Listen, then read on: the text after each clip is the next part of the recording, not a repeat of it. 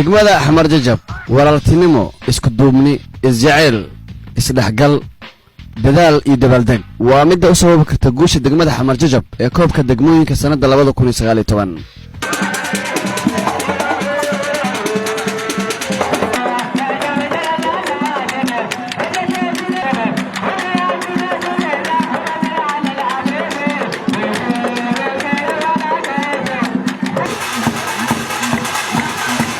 shacabka afarta waxood ee degmada Xamar Jajab oo kaashanayaan gudoomiyaha daayarka ee dhawaan la wareegay maamulka degmada Xamar Jajab mudane Guhaad Sheekh Xasan ayaa si weyn waxay sanadkan ugu diyaar garoobeen ka qaybgalka tartanka degmooyinka sanada 2019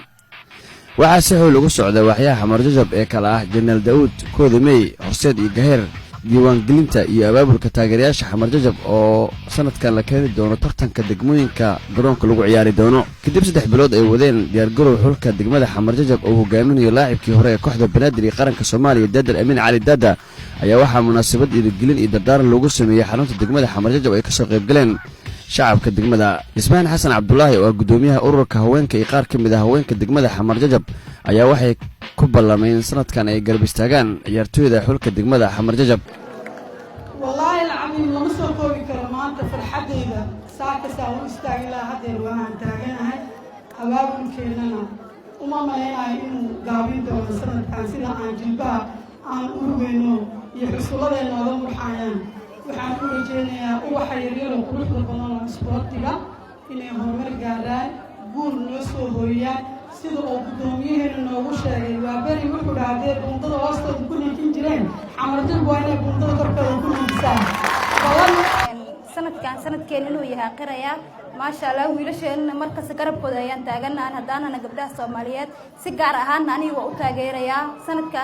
guushan u rajeynaya hambaliya ilaa guul wacan ciyaartooyda degmada Xamar Jajab waxa sanadkan laga soo xulay badankood afarta waxood ee degmada waxaana la geliyay waqti badan oo lagu diyaariyay jirkooda iyo maskaxdooda sida uu sharaxayo macalinka dhalinyarada ee degmada Xamar Jajab Daadar Amin Cali Daada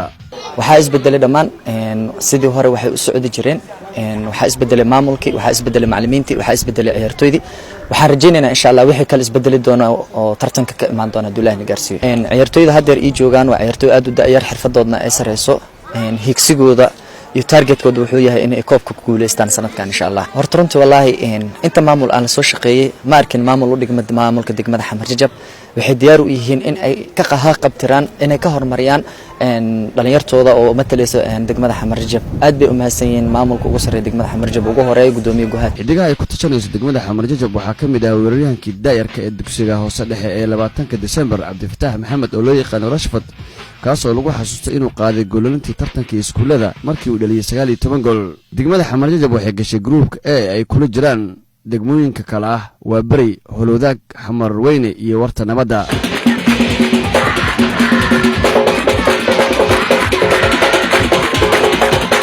gudoomiyaha degmada Xamar Jajab Guhaad Sheekh Xasan oo ah nin dhalinyaro ah oo waqti badan geliyay degmada ayaa isugu yeeray dhamaan ururada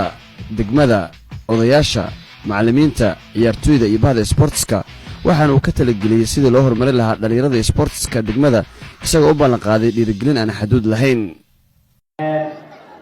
isboortiga sida ogtihiin waa muhiim wuxuu muhiim u yahay adeeg kastoo bulsho haday noqon lahayd caafimaadkii haday noqon lahayd amnigii haday noqon lahayd isdhexgalkii haday noqon lahayd isbarashadii haday noqon lahayd maskax caafimaad qabto dhammaan waxay ku kulmaysan yihiin isboortiga soo ma kubadda cagta oo ku rajo weynahay waxaan idinka rabnaa inaad taageertaan kooxda haddii wiilasha aad aragtaan aad u sheegtaan inay noqdaan champion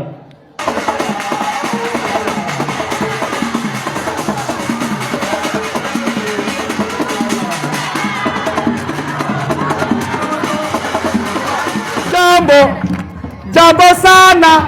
habari gani mazuri sana wagani kitu